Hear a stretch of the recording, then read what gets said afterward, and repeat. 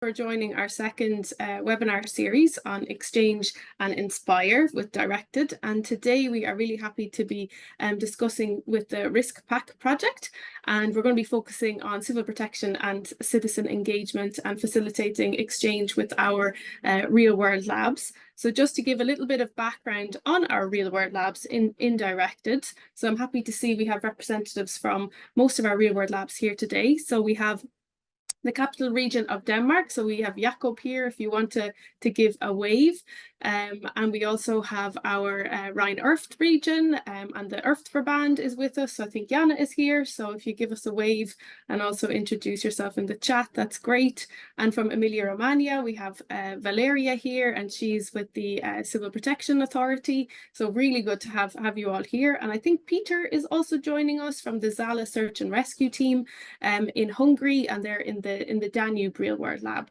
So it's really great to have all of our real world labs here, and what they are doing is setting up spaces for knowledge co-production and learning together with their disaster risk reduction and climate change adaptation actors to work together to build disaster resilience. And they're in the early stages of kind of developing plans on citizen engagement, and this webinar is really trying to give them some inspiration from the RiskPacc project and to understand what's possible.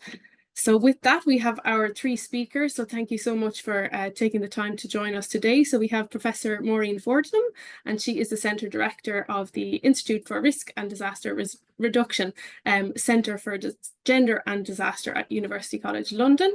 And we have Dr. Femke Mulder, and she is a Senior Research Fellow focusing on the RiskPacc project at IRDR as well in University College London. And we're very happy to have our practitioner representative here with us today. So we have Jakub Brumar, and he's a firefighter and the RiskPacc case study liaison for the Fire Rescue Brigade of the Czech Republic. So really happy to have you all here, and thank you again for the time to come and share with the Directed project. And I hope it can be a very fruitful exchange for both sides. So with that, I'm going to hand over to Femke, and she is going to take you through some of their work on in RiskPacc. Okay, brilliant. Thank you very much, Lydia. Yeah, so as Lydia mentioned, I'm Femke. Me and Maureen, we're at the Institute for Risk and Disaster Reduction at University College London. And I'd like to give a quick overview of the work we're doing on engaging citizens in risk communication for the RiskPacc project. Next slide, please, Lydia. Right, so what RiskPacc aims to do is to facilitate the building of resilience by involving all of society. As everybody knows, regular people play a key role, or they can play a key role in prevention, preparedness and response. And it's increasingly recognized that the best way to manage disasters is to build on this societal capacity and for authorities to work with as opposed to against the efforts of citizens. But the reality is that authorities vary in the extent to which they engage with citizens. Often disaster management is top-down and there's no engagement with citizens. And that is a problem because, you know, authorities and professionals on one hand and citizens, they don't always see risk the same way. And as a result, disaster risk reduction efforts can be ineffective. Next slide, please, Lydia. Right. So professionals often operate on the basis of what's called the information deficit model. And this is basically the assumption that regular people don't see risk or they fail to act on risk because they lack the right information. And authorities often think, well, the way to fix that is to give people more information or to give them better information, but that is only part of the answer. The information deficit model doesn't address a key reason why risk communication is often not effective, which is that professionals and citizens often see risk differently because of their different contexts and backgrounds. And they also often have different expectations regarding who should do what to manage risk. So you end up with a situation whereby there are often misaligned perceptions of risk and misaligned expectations between citizens and authorities. And that's called the risk perception action gap. Next slide, please, Lydia. Right, so the focus of the RiskPacc framework, the RiskPacc project rather, is on the risk perception action gap. And this gap, as I mentioned, it refers to the disconnects between, on the one hand, how citizens see risks and how professionals see risks. It also refers to the disconnect between what citizens and authorities expect from each other. And it also relates finally to the disconnect between the risks citizens perceive and the actions they take to address those risks, which is tied up with the disaster risk reduction initiatives that are being rolled out at the local level. Now, all of this is caused by a lack of two-way communication between authorities and citizens. Next slide, please, Lydia. Right, so the core message of RiskPacc then is if you engage citizens in risk communication and if you engage citizens in disaster risk reduction, you can go a significant way towards closing the risk perception action gap. And that allows authorities to plan for what people actually do as opposed to what they'd like people to do. Next slide, please, Lydia. So we've developed a framework, or rather Maureen has developed a framework for closing the risk perception action gap. I won't be able to go into much detail because of time constraints, but the focus of the framework is on facilitating co-creation and two-way dialogue between citizens and authorities. It's fundamentally based on the understanding that is necessary to develop a shared knowledge base that includes insights from scientists, engineers, professionals, but also from citizens. And it's about authorities and citizens developing disaster risk reduction strategies together, including communication approaches. So it's based on 4 core components, which are all essential and all interconnected. For example, it's absolutely necessary for authorities to build constructive relationships with all stakeholders in the local area. For risk communication to be effective, it is necessary to jointly develop a shared understanding of the local risks and the local social context for risk communication to be effective. Sharing through dialogue is absolutely vital, whereby authorities and citizens sit down and tell each other, this is how I see risks. These are my capabilities and constraints when it comes to acting on risk, to get a mutual understanding of what different actors can do. And then once all of that has been done, then finally jointly build risk communication tools and strategies. Next slide, please, Lydia. There's a lot more to it, but this is just summarizing. So the key take-home messages from the framework is, realize everybody has some expertise. We understand that, people are different. People have different ideas. There's diversity within ourselves. There's diversity within others when it comes to how we understand the local risk context, the local people context. Try to stand in other people's shoes and be open to the constraints of other people. Understand that different authorities and different groups of citizens have different capabilities and different constraints in disaster risk reduction. Develop constructive relationships. Try to work towards a relationship of a position of equality as much as possible, so that nobody feels that they're in a meeting just as a token, that their voice matters, that what they say will actually have an impact on what's going on. So make sure that, everybody has the ability to speak, has an equal voice. And then when it comes to developing risk communication tools and practices, understand that what works for one group of people doesn't necessarily work for another group, and understand that context is really important when it comes to risk communication. So that's the framework in a nutshell. Next slide, please, Lydia. So what would be really interesting to focus on today in the discussion is the level of engagement of different people when it comes to working with citizens. Different authorities within Europe have different starting points when it comes to engaging with citizens, and they also have different goals. Just quickly, starting off, there are authorities who have no citizens engagement. Like they develop risk communication tools, risk information themselves, using scientific sources, using policy research, using practitioner research, but they don't talk to citizens. They don't consult them, and they communicate their risk information in one direction at citizens. There's no scope for two-way communication. One step up are authorities who occasionally hold town halls. Like they will develop risk reduction action plans and risk communication tools, and then they'll consult citizens. Like, what do you think about this? Like, what is your perspective? These consultations tend to be sporadic, like it's not systematic throughout the process of developing risk reduction plans or communication tools. It's like every now and then there will be a town hall and citizens will be asked to give feedback.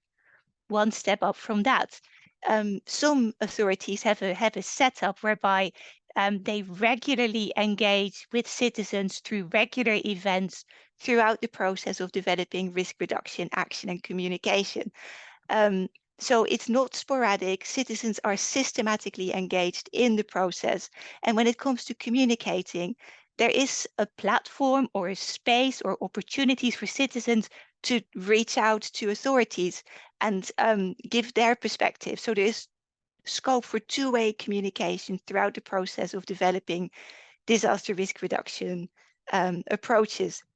One step up even further from that is a situation whereby authorities and civil community groups, civil society organizations, business fora, they get together as a consortium or a network, and they jointly develop disaster risk reduction approaches or communication strategies. The efforts are made, for the different actors to be able to communicate at an equal level. Shared leadership is horizontal and shared. Their efforts are made to redress power imbalances to facilitation. And there is space for multiple conflicting perspectives to be expressed and to be accommodated. But it's facilitated by the disaster management authority. The highest level of citizen engagement is obviously when citizens lead the process. So in this situation, disaster management authorities take a step back. It's the citizens, groups, civil society organizations, business fora, etc., who take the initiative, and disaster management authorities support them from behind.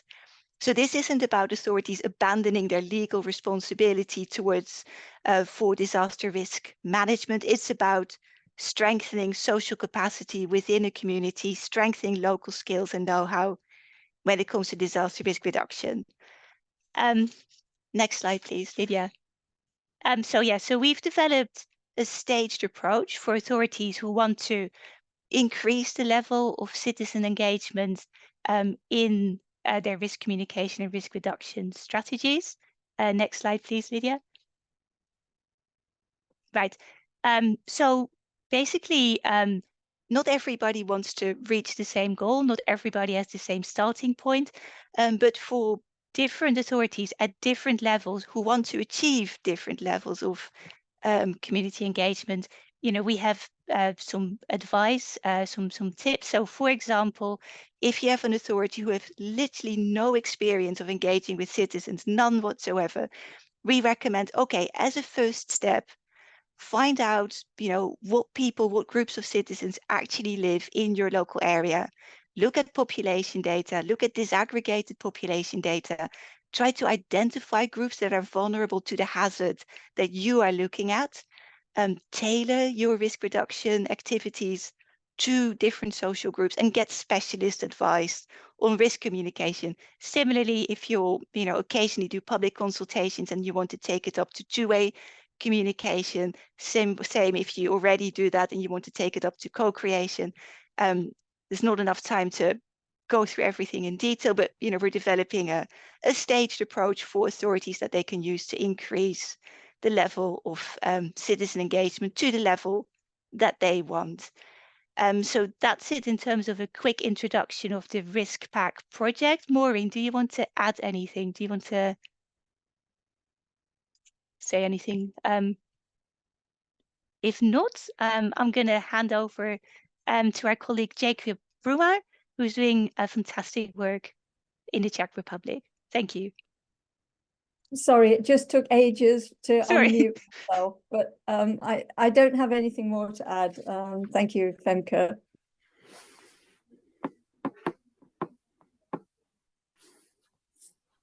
Thank you, Femke and Maureen. Jakub, are you ready to go ahead? Yeah.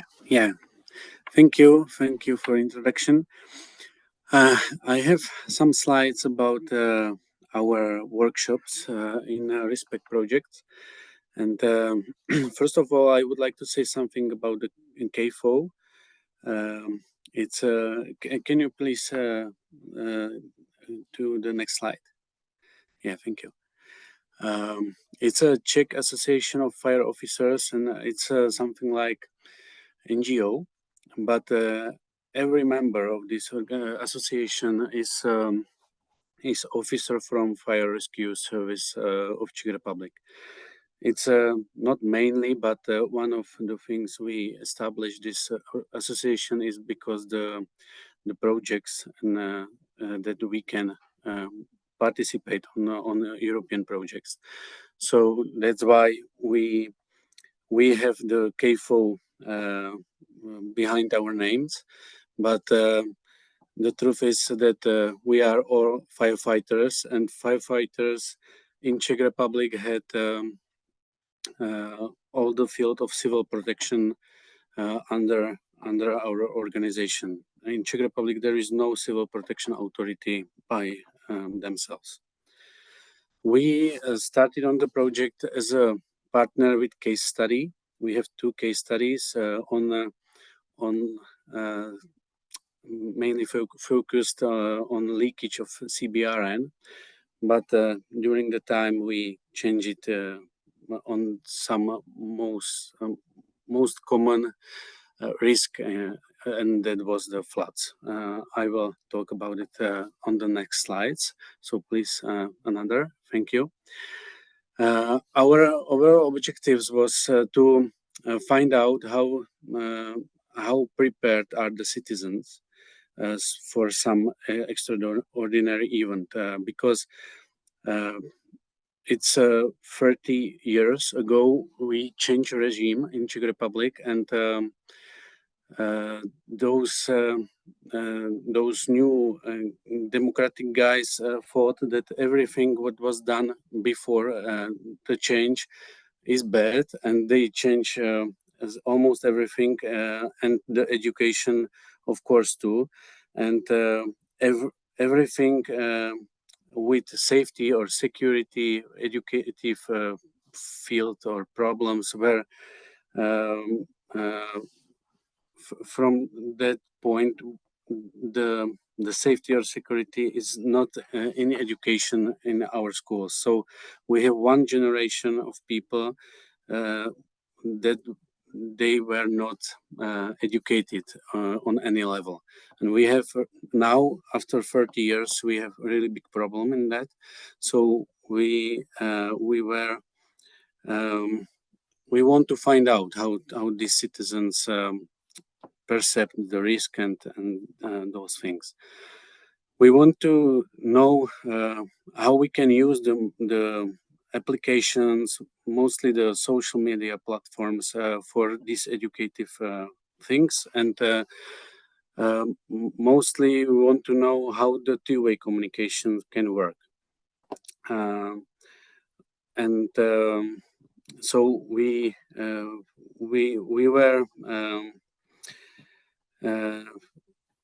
were actually very surprised that the citizens, the common people, are hungry for this information.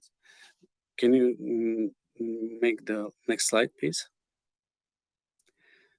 So we joined the RiskPacc, and in the lab phase 1, we use our case study to find out some information. So we want to find out how the communications between CPAs and citizens can work. We want to find out how much they are educated in this field, and of course the technological tools, how we can use them for this two-way communication or the education for the citizens. Next slide, please. So we have 4 workshops. The first one was in May in 2022, and we have 20 participants. We have 11 from the citizen side and 9 from CPAs. 12 women, which was good for the gender balance, and we started the workshop with some introductions, with the case study, and with some presentation by the CPAs. Then we have the group discussion. The groups were mixed up with the citizens and CPAs. And then on the afternoon, we tried to discuss something about the technological tool. We have 3 technological tools, the applications, and we have some user stories for it, and then in these groups we discuss it and have some outputs in pros and cons. The next slide, please. The second workshop have the same agenda, but the workshop was in another city with different people. So on the first one there was 20 people, on the second was 16 people, and we get some outputs, and that was sent to Maureen and Femke and Sarah, and they then can evaluate this. Please, next slide. So the outputs from the lab phase 1 was that we were really surprised by the positive reaction on the two-way communications. Even the CPAs were glad that we tried. We have to, of course, clarify some terms from the crisis management, but it's we were okay with that. We were surprised that the confidence from the citizen to public authorities is on a very, very high level. And some outputs about what we then think about was that we as the CPAs, we should be more transparent in safety planning. We should use more the technological tools as the social media platforms, for example. We can use it for education, of course, and one of the cons, as I can say, that the CPAs were very concerned about the disinformation on these platforms. Next slide, please. Then we joined the second phase of the project or this work package, and the objective was to understand how CPAs and citizens perceives the danger in the territory. We want to find the differences. We want to work on identifying the risks, how CPAs perceives it, and how citizens perceives it. We want to discuss about it in the two-way communication, and on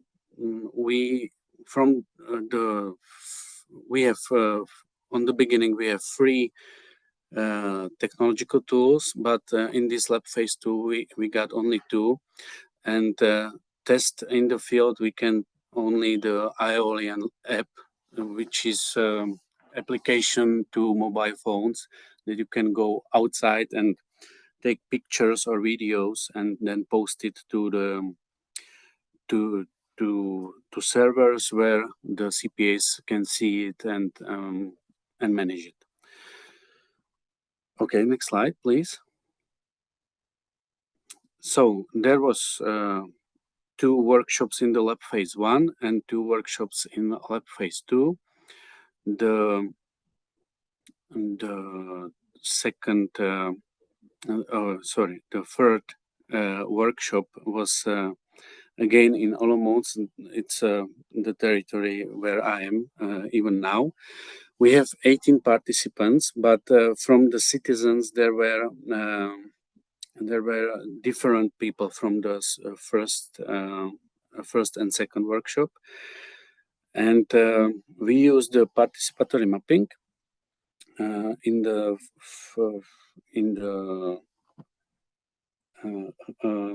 morning session, and in the afternoon session we show the Aeolian app and public sonar the technological tool. Next slide, please. Yeah, this is the picture. I don't know if you can see it, but it's the participatory mapping session, and our participants named and showing on the map the risk they perceive somehow. So it's only in the Czech language, but we translate it later. Next slide, please. And the outputs from the workshop number 3 was that citizens were mostly worried about. Sorry, I don't see the slides now.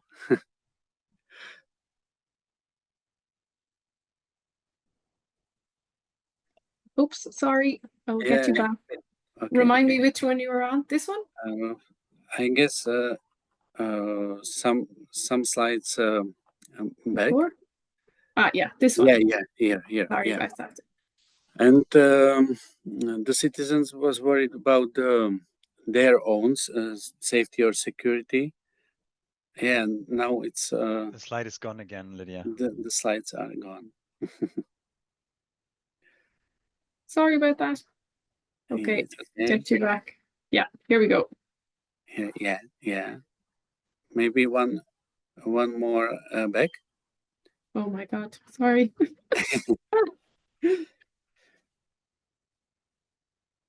This one, right? No. This, here we go. This one. Yeah, and the CPAs, it's me, CPAs.